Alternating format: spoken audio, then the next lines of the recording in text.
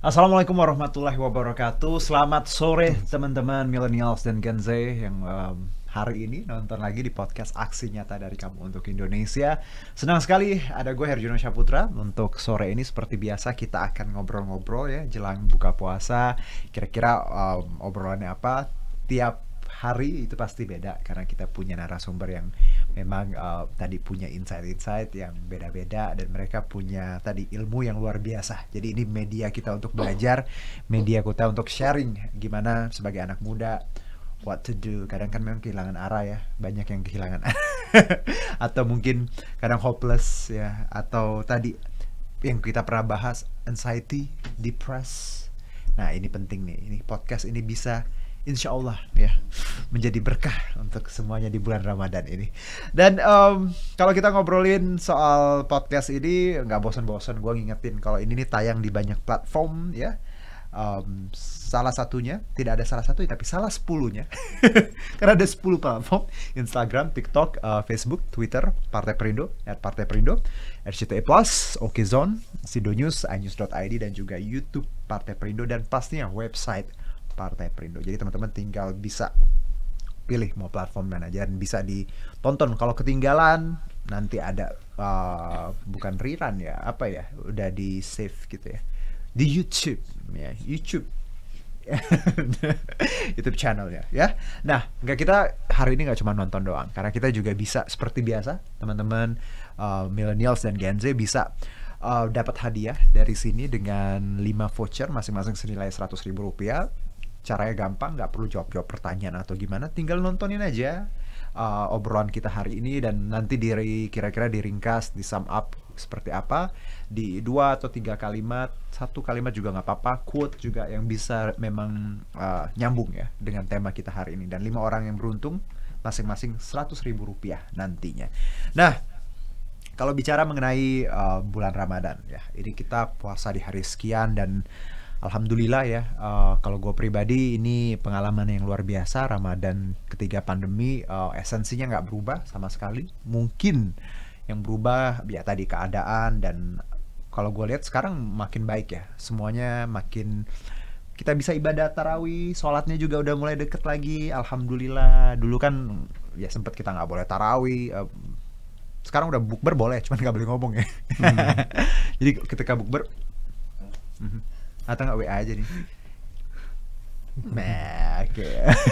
Tapi mudik juga udah boleh ya, asal booster tadi. Nah, jadi banyak pelajaran yang kita lihat dari pandemi dan berkah juga Ramadan ini. Nah, kalau bicara puasa tuh gue yakin bahwa kita nggak cuma sekedar puasa ya. Ada amalan ya. Ada hal-hal yang bisa kita lakukan untuk melipat gandakan pahala.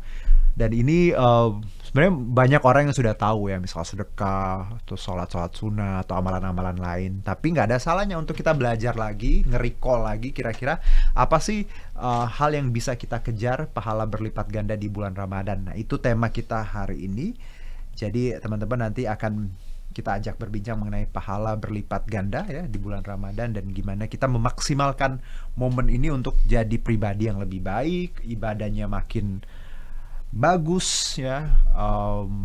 Pahala aku ngelihatnya sebagai bonus ya. Ketika kita tulus apapun itu ya pasti Allah ngelihat ya. Jadi pahala urusan Allah ya.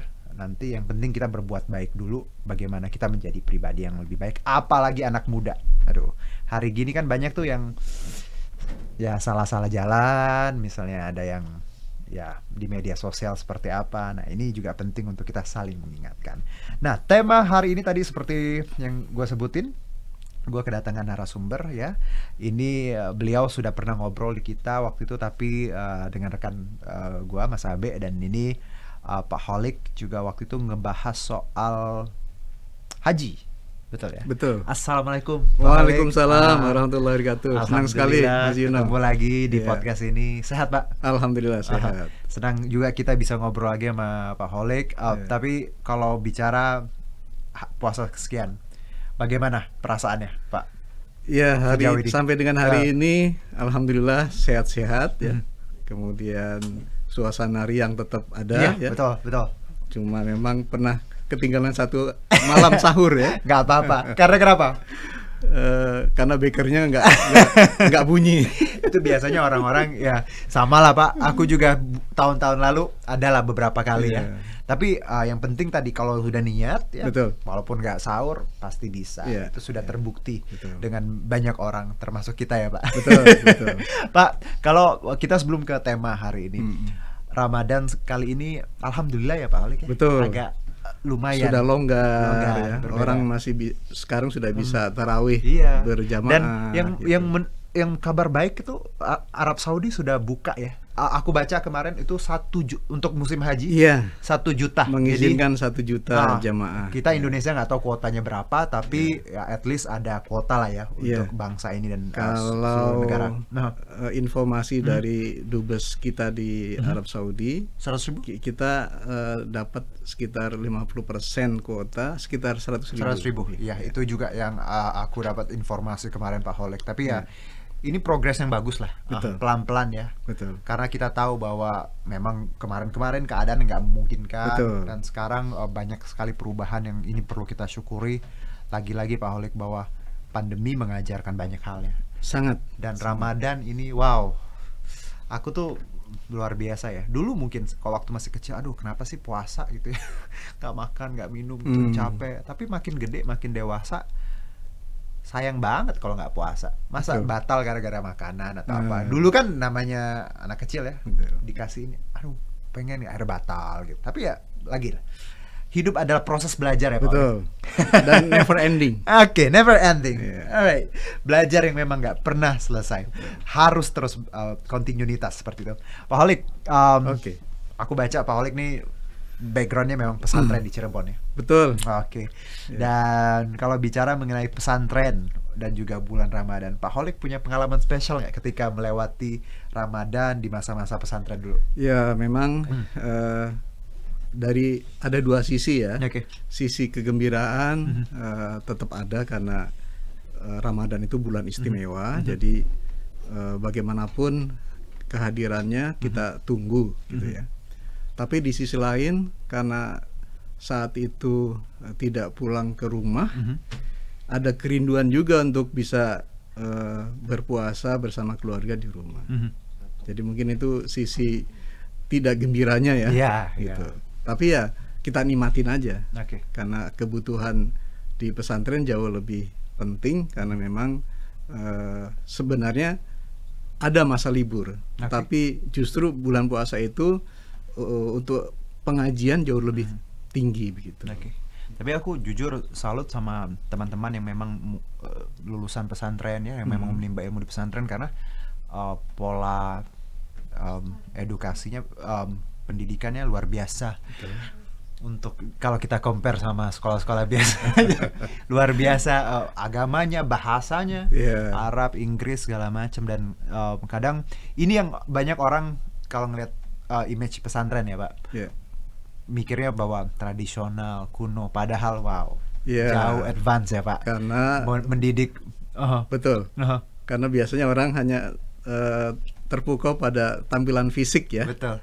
Tampilan gedung pesantren itu kan nggak seperti semewah kampus. Bener. Mewah kan gitu. Bener. Dan ternyata lulusan pesantren, sejarah sudah membuktikan ya Pak. Banyak sekali founding fathers di Indonesia dan beberapa hal ya, negara-negara lain juga banyak orang-orang yang memang dididik dan dibesarkan di pesantren. Ini jadi cerminan bagaimana pesantren yang memang ya kenapa tidak untuk jadi salah satu alternatif untuk mungkin anak-anak bisa melanjutkan pendidikannya. Karena image pesantren itu luar biasa sekarang, sudah sangat berubah. Nah, Pak Holik, kalau ini menarik. Aku baca di sini ya. Bulan puasa adalah ibaratnya kalau ada dari satu buku ya, dari seorang namanya Andrew Moeller, Ramadan in Java judulnya. Ramadan di Pulau Jawa, The Joy and Jihad of Ritual Fasting. Menurut penulis ini ya, dia ngelihat kalau bulan puasa di Indonesia ya, sebenarnya nggak di Jawa doang, musola sampai stasiun TV, puasa di Indonesia itu ibaratnya festival kegembiraan. Festive season ya. Aku sih setuju sekali karena atmosfernya luar biasa ya. Orang-orang bergembira, kita buka puasa bareng, betul, ada bangunin sahur, ada betul, pengajian, tarawih, banyak hal. Betul. Kalau dari pandangan Pak Holik sendiri, bahwa apakah Ramadan ini tadi disebutkan festive season atau festival kegembiraan? Saya kira betul ya, karena kita lihat misalnya momentum Ramadan itu kan 1 bulan yang sangat ditunggu oleh kaum muslimin ya. Begitu tiba saatnya, ya bagi teman-teman yang dulu jauh dari masjid, dari musola, tapi begitu datang Ramadan, ada sesuatu yang menjadi daya tarik. Salah satunya misalnya sholat tarawih. Betul. Nah, sholat tarawih ini luar biasa. Jadi teman-teman yang katakanlah selama ini tidak punya kesempatan untuk silaturahmi, tidak punya kesempatan untuk silaturahim, tidak sempat salat berjamaah di masjid dan musola, begitu datang Ramadan, ada momentum tarawih, bisa bersama-sama. Dan itu tingkat kegembiraannya luar biasa. Gitu. Nah, di samping itu juga kegembiraan di bulan Ramadan itu karena ada pahala yang berlipat ganda. Jadi kalau di hari-hari biasa cuma katakanlah 10, di bulan Ramadan bisa 70 sampai 700 kali lipat. Wow. Luar biasa. Gitu. Nah, kalau pahala ini, Pak Holik, apa ya tadi yang dianjurkan ulama juga ya sesuai dengan ajaran agama. Selain kita puasa, apa yang membuat puasa kita nih kaya ya? Dalam artian bahwa tidak hanya puasa, amalan seperti apa yang harusnya anak-anak muda bisa lakukan, ya mungkin yang sederhana, nggak perlu yang ribet, dan mereka juga tetap beraktivitas. Karena kan anak-anak muda identik dengan aktivitas yang padat. Betul. Kadang ibadahnya tuh buru-buru. Kadang juga ngerasa aduh nggak sempet nih gini. Menurut Pak Holik sendiri, apa amalan yang mungkin bisa dilakukan orang-orang anak muda yang sibuk? Sebenarnya yang paling utama itu adalah puasa sendiri ya. Karena puasa itu adalah langsung diperintahkan Allah kepada kita, sama seperti kaum sebelum kita. Betul. Gitu. Nah, karena ini perintah yang utama, maka pahalanya juga jauh lebih besar kan begitu. Di samping pahalanya jauh lebih besar, juga ada keistimewaan puasa dibanding dengan amal-amal yang lain.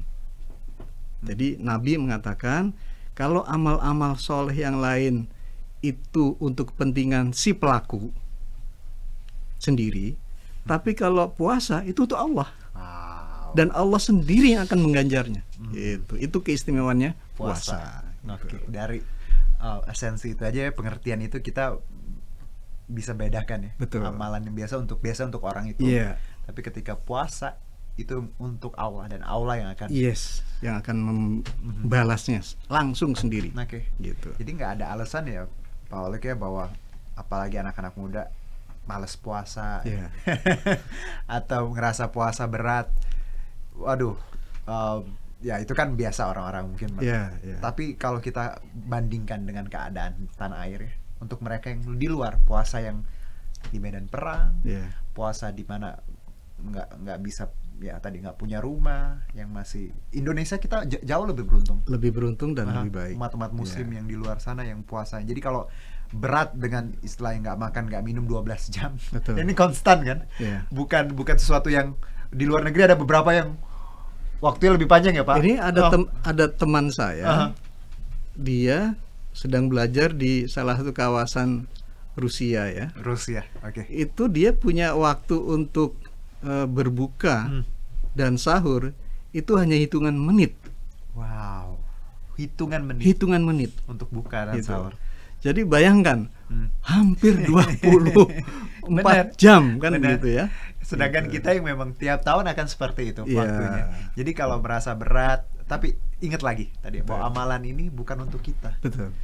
Tapi untuk Allah. Dan Allah sendiri yang akan mengganjar. Aku selalu ada pesannya dari orang tua Pak Holik, bahwa baik itu puasa, sholat, itu tuh undangan sebenarnya dari Allah. Betul. Kalau Allah ngundang, masa kita tolak? Betul. Ya, berani banget gitu kan. Kamu menolak undangan maha besar gitu. Dan yang paling penting Mas Juno, yang namanya puasa itu menurut Nabi ini menyehatkan. Iya, secara dari aspek kesehatan. Iya, kalau kita berpuasa, kita akan semakin sehat. Betul. Aku kemarin Pak Holik, aku suka olahraga. Lari, badminton, weightlifting, beban. Aku tadi skeptis ya ketika puasa, somehow kayak ya karena lagi-lagi ini literasi ya, ilmu. Betul. Wah, puasa nanti kurus nih atau badan saya ototnya gimana? Kemarin baca literatur bahwa malah puasa itu meningkatkan massa otot, menurunkan lemak. Betul. Aku sampai wow, memperbaiki metabolisme tubuh. Aku mikir wah ini bagus sekali ya, makannya teratur, terjaga. Kondisi fisik tadi untuk olahragawan ya, nggak ada alasan bahwa puasa bikin kita nggak fit atau sakit, malah luar biasa efeknya. Dan ini sudah banyak sekali literaturnya. Dan Pak Holik tadi menyebutkan bahwa memang ini yang harus dipahami ya, anak muda, bahwa kalau kita paham alasan-alasan kenapa puasa, nggak ada alasan nggak puasa. Betul. Karena itu menyehatkan kan. Benar. Gitu. Menyehatkan dan berpahala berlipat-lipat ganda. Iya. Pak Holik, saya sampai wah. Jujur waktu kemarin waktu saya mikir wah ngapain sih puasa Senin Kamis ya. Tapi baca literatur, wah. Satu lagi Pak Holik, kadang hemat karena puasa.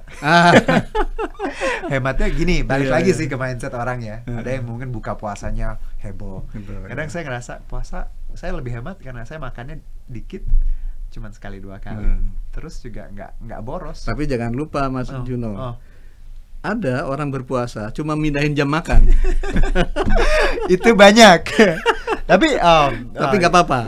Sebagai proses untuk pendewasaan penguasaan literasi keagamaan, nggak apa-apa. Dimulai dari yang seperti itu, nanti lama-lama tumbuh ke apa? Tapi ntar juga sadar kok, Pak Holik, bahwa ketika buka puasa nggak perlu banyak makan. Betul.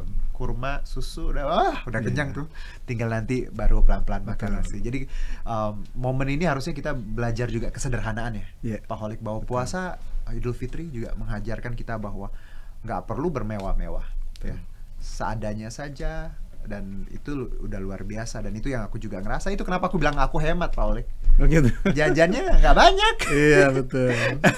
Jadi relate banget kalau anak-anak muda di luar sana bahwa sehat pasti dapat ya, hemat juga hemat pasti dapat. Apalagi tadi ibadah Allah ya, ini perintah Allah ini dapat, jadi pahalanya berlipat. Luar biasa kenikmatan berpuasa. Betul. Untuk teman-teman. Jadi kalau ada alasan nggak puasa kenapa gitu ya, nah itu you should ask yourself gitu, kenapa sih gue begini gitu. Tapi lagi-lagi hidup proses belajar. Betul. Banyak yang sekarang di posisi gini ya dulunya juga pasti susah gitu ya. nggak bisa diomongin atau nggak bisa diajarin. Terus kalau ibadah sendiri, Pak Holik, ada amalan apa yang menurut Pak Holik yang kita bisa lakukan? Ya mungkin kalau aku mungkin lihatnya sedekah atau hal-hal lain menurut Pak Holik. Jadi selain puasa itu amalan-amalan yang diperintahkan itu ya sholat malam ya. Sholat malam itu salah satunya adalah tarawih. Kemudian selain tarawih juga ada yang paling ringan menurut saya. Apa tuh? Baca Quran. Wah. Baca Quran tuh ringan. Nggak perlu bawa kitab suci. Sekarang di handphone kita isinya ada kitab suci. Benar sekali. Dan tidak perlu kita ngaji harus di musola atau di masjid. Dimanapun kita bisa ngaji. Betul. Kan. Karena alatnya sudah menyatu dengan kita. Ini anak muda bisa banget. Sangat bisa. Jadi tadi tidak ada alasan untuk tidak bisa mengaji. Karena Qurannya sudah ada di kantong kita. Quran digital itu. Benar. Gitu. Jadi dan, sebenarnya jadi Quran ini keistimewaannya, Mas Juno, Imam Syafi'i itu pernah meneliti.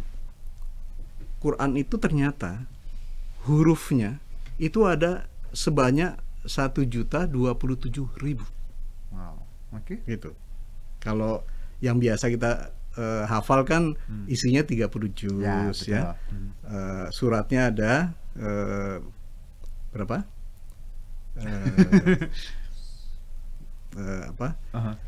Sekian anu ya. Kemudian ayatnya ada 6.000 sekian ya. Nah, yang paling baru itu hurufnya. Hurufnya yang tadi hurufnya itu ada 1.027.000. Wow. Nah, baca Quran itu yang dihitung adalah per huruf. Per huruf. Per huruf.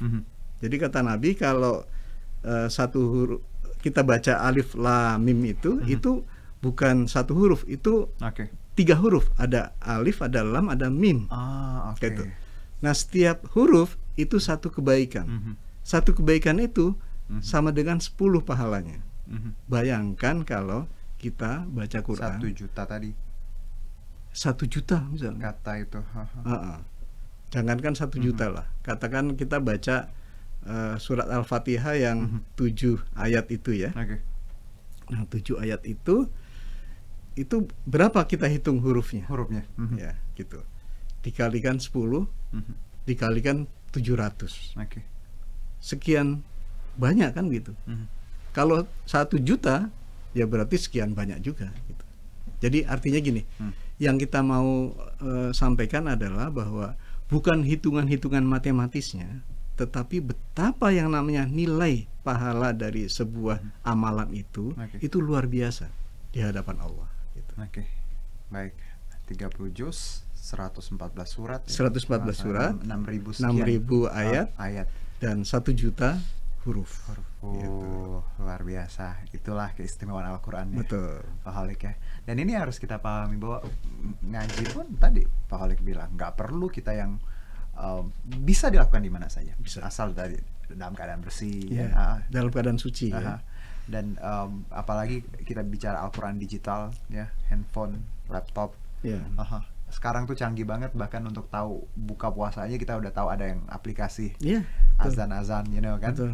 Jadi harusnya anak muda tuh gini, kemudahan teknologi ini harusnya membuat kita semakin dekat ya, semakin kenal Islam dan juga semakin kenal amalan yang memang Allah anjurkan untuk kita. Dan tadi bahwa nggak ada alasan ya Pak Holik bahwa untuk males tuh nggak ada sebenarnya, karena kalau kita compare atau bandingkan dengan zaman dulu, generasi dulu mungkin akan harus usaha dulu untuk tahu bertanya atau mungkin baca. Nah, sekarang tinggal klik bisa terselesaikan kan persoalan gitu. Benar sekali. Lalu kalau Pak Holik sendiri, kita lihat kan kalau secara personal nih Pak Holik, apa sih Pak Holik yang Pak Holik tiap Ramadan goalnya Pak Holik itu apa? Ada orang mungkin beberapa yang mungkin khatam Al-Quran, ada yang mungkin sholat tarawihnya nggak bolong. Kalau Pak Holik sendiri apa yang ingin dicapai tiap Ramadan? Ya pertama puasanya jangan bolong ya. Betul. Diupayakan itu penuh gitu ya. Meskipun ketinggalan sahur misalnya ya. Itu yang pertama. Yang kedua tentu mendirikan atau meramaikan atau malam-malam Ramadan itu kita hikmati gitu ya, dengan tarawih, dengan sholat malam gitu ya. Itu kalau bisa jangan tertinggal. Kemudian yang ketiga tadi, yang paling mudah bisa dibaca dimanapun adalah Al-Quran. Ngaji tadi itu ngaji gitu. Jadi bisa ketika kita di musola, ketika kita di masjid, ketika kita di rumah, ketika dalam keadaan apapun, yang penting kita dalam kondisi suci begitu, kita bisa baca Quran digital gitu. Jadi amalan-amalan seperti itu ya, Pak Holik ya. Termasuk juga sedekah. Nah, ini aku baru mau nanya. Sedekah ini seberapa ya ini istimewa apa sih sedekah di bulan Ramadan? Tapi ada penjabaran ya Pak Holik bahwa sedekah di Ramadan memang juga luar biasa. Iya, sedekah itu salah satu amalan yang dimensinya bukan hanya ibadah antara makhluk dengan Allah ya. Jadi kita dengan Allah gitu, atau biasa kita sebut sebagai membangun hubungan hablum minallah gitu. Tapi juga hablum minannas. Jadi ada kepentingan horizontalnya karena sesama manusia, ada vertikalnya gitu. Jadi sedekah itu termasuk di dalamnya adalah zakat. Zakat fitrah itu sedekah wajib. Sedekah wajib. Ya, karena Al-Quran menyebutnya bukan zakat tapi sedekah. innamas shadaqatu dan seterusnya. Zakat fitrah itu ya? Iya. Sedekah. Oke. Gitu. Jadi artinya bahwa nilai sedekah itu luar biasa. Gitu. Jadi kalau kita memberi makan orang berpuasa, berbuka puasa, pahalanya sama seperti. Ya, ini aku sering dengar nih. Betul. Dan tidak terkurangi sedikit pun dari orang yang kita beri makan itu. Jadi sama nilainya. Benar. Gitu. Dan kalau bicara ini, aku juga kadang kalau kita bicara keragaman ya, aku salut sama teman-teman yang mungkin mereka tidak berpuasa karena non Islam berbeda, tapi mereka aku lihat beberapa kali ya ada berita mereka bagi-bagi tajil ya. Ini yang buat saya makin bangga gitu, lahir dan besar di Indonesia, bahwa mungkin ada yang beberapa orang yang sangat fanatik ya, menganggap paling benar, tapi ternyata banyak juga yang luar biasa. Betul. Menghargai perbedaan, dan kita juga hargai banyak sekali teman-teman yang non Islam yang selama Ramadan luar biasa loh, Pak Holik, bagi-bagi takjil, terus banyak yang bantu. Bagaimana Pak Holik melihat bahwa hubungan sesama anak bangsa ya di Ramadan ini? Memang ini salah satu momen untuk merajut kebersamaan ya Pak Holik? Ya, justru Ramadan itu sebenarnya momentum untuk kita memperkuat kohesi sosial. Gitu. Jadi kalau di luar Ramadan itu susah mencari namanya persamaan. Ya pas Ramadan itu kita bisa temukan. Betul. Gitu. Dan ini ya banyak sekali contohnya ya, bahwa tadi ada yang mungkin parkirnya rumah ibadahnya untuk parkir yang sholat tarawih, ada yang apalagi momen tahun lalu ada yang Idul Fitri mereka yang bertugas jadi panitia tadi untuk kelancaran mobilitas itu. Ini luar biasa. Dan Pak Holik, kalau kita lihat berarti ya Indonesia kita tuh sebenarnya memang dari dulu bangsa yang beragam dan sangat toleransi ya. Dan insya Allah kedepannya kita makin saling menghormati ya Pak Holik ya. Dan kita lihat bagaimana Ramadan ini jadi momentum lagi untuk kita merajut tadi kebersamaan.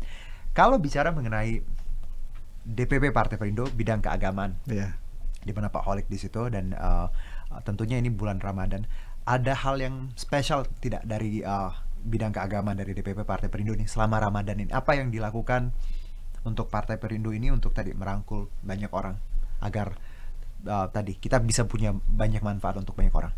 Iya, jadi kaitan dengan bidang keagamaan Partai Perindo ya. Sebenarnya pada tahun-tahun sebelumnya itu Pak Haritanu justru sangat senang untuk bisa silaturahmi ke pesantren-pesantren. Iya, aku ingat itu. Nah, ada safari ya. Safari Ramadan. Dan itu efeknya luar biasa. Jadi bukan sekedar mengenali siapa yang didatangi, tetapi juga adalah mempererat kohesi sosial tadi itu. Nyaris tidak ada jarak lagi. Gitu. Jadi perbedaan-perbedaan yang selama ini kita rasakan lewat momentum Ramadan, apalagi dengan safari Ramadan itu kita menyatu gitu. Kita bisa makan bareng gitu ya, bisa cerita-cerita seputar kehidupan bangsa gitu. Bisa juga mendengarkan apa yang menjadi aspirasi masyarakat kan gitu. Jadi itu yang kita lakukan, dan mungkin karena situasi hari ini pandemi ya, jadi kita tidak maksimalkan gitu. Tetapi yang kita lakukan ya setidaknya membangun komunikasi secara tidak langsung ya gitu, supaya kebersamaan itu tetap terjalin. Jadi meskipun secara fisik kita tidak hadir ke daerah-daerah, tetapi setidaknya teman-teman di daerah bisa menyambungkan kepentingan kita di Jakarta lewat teman-teman di daerah itu. Gitu. Walaupun tadi memang secara fisik kita terbatas ya untuk bertemu, tapi tidak mengurangi esensi atau soul dari bidang keagamaan sendiri ini untuk tadi merangkul banyak orang di luar sana ya Pak ya. terkait bagaimana kita merajut toleransi, menghormati satu sama lain. Dan aku percaya Pak Kholik bahwa kita sebagai anak bangsa ya, apalagi seorang muslim, kita tuh sebenarnya agen-agen perubahan. Betul, ya. betul. Secara tidak langsung kita tuh mewakili citra Islam. Apalagi anak muda nih. Anak muda sekarang tuh yang muslim ya khususnya ya, itu adalah citra Islam Indonesia harusnya. Tadi menghormati satu sama lain, karena Islam kan agama yang rahmatan lil alamin. Ya. Menghargai satu sama lain, merayakan perbedaan, menghormati ya apapun latar belakangnya. Dan ini yang kalau menurut aku ya Pak Kholik adalah kelangsungan nasib bangsa, adalah salah satu tanggung jawab lagi dari pemuda Islam, pemuda Islam. Bagaimana kita bersikap. Nah itu juga menurut Pak Kholik PR ya untuk anak-anak bangsa sekarang ya. Dan saya melihat hari ini gairah keberagamaan anak-anak muda kita lumayan tinggi. Jadi dari sisi manapun ya saya melihat gitu. Tetapi memang yang harus disadari adalah bahwa kemajuan teknologi, terutama teknologi digital ini, itu ada efek sampingnya juga, kan gitu ya. Jadi yang kita dikenal santun sebagai bangsa yang menghargai perbedaan, tapi begitu masuk ke dunia digital, luar biasa ganasnya. Nah ini berarti Pak Kholik bahwa jangan sampai modernitas ini merubah jati diri kita. Merubah bahwa soulnya adalah Muslim Indonesia. Jangan sampai kita berubah karena ya tadi arus ini nggak bisa dibendung. Tapi bagaimana kita melihat digitalisasi ini dengan bijaksana. Dan tentunya berpijak pada ajaran-ajaran Islam. Dan itu penting sekali sih, karena saya percaya Pak Kholik bahwa ada hal yang memang tak terbendung ya, arus informasi, perubahan tadi, modernitas. Tapi ketika kita stick pada komitmen ruhnya kita sebagai seorang Muslim, sebagai seorang Indonesia, apapun itu yang kita punya atau terpapar ya, insya Allah kita bisa survive, menjadi tadi seorang Muslim yang baik dan Indonesia yang baik, Pak Kholik. Kuncinya ada pada pemahaman terhadap Islam yang rahmatan lil alamin itu. Rahmatan lil alamin. Jadi jangan sampai tampilan kita, tampilan yang membuat orang tidak nyaman, tampilan yang membuat orang lain merasa takut, marah-marah. Jadi kita pilih Islam yang ramah, bukan Islam yang marah, kan gitu. Pastinya nggak boleh itu Islam yang tadi marah-marah. Nggak harus Islam pun marah-marah juga nggak baik. Ya, jadi emang ini yang harus kita dapat core-nya tadi. Apalagi seorang Muslim, karena Nabi Muhammad pun, waduh, role model kita banyak sekali pelajaran yang udah nggak usah dijabarkan, sudah terbaca ya. Harus seperti itu seorang Muslim, harusnya bukan si A si B, tapi lihat aja Nabi Muhammad deh, simple. Karena misi utama Nabi itu adalah untuk perbaikan akhlak kan, liutam mima makarimal akhlak. Jadi untuk menyempurnakan budi pekerti, menyempurnakan akhlak mulia. Pak Kholik, semoga apapun obrolan kita hari ini tadi dari awal sampai akhir ini tadi bisa jadi manfaat ya untuk banyak teman-teman yang nonton. Dan juga saya yakin title seorang ustadz atau penceramah ya memang tadi tugasnya untuk berdakwah, tapi sebagai manusia kita juga punya dakwah sendiri. Harusnya Pak ya Pak Kholik ya, punya platform sendiri, entah itu kita seorang guru, pekerja atau apa. Secara nggak langsung sebenarnya kita adalah pendakwah, atau tadi bisa menjadikan diri kita lebih berguna lagi dengan ilmu yang kita punya. Terima kasih Pak Kholik. Sama-sama. Luar biasa. Insya Allah kita ketemu lagi. Insya Allah ya. Sehat-sehat. Alhamdulillah. Puasanya dan semuanya lancar.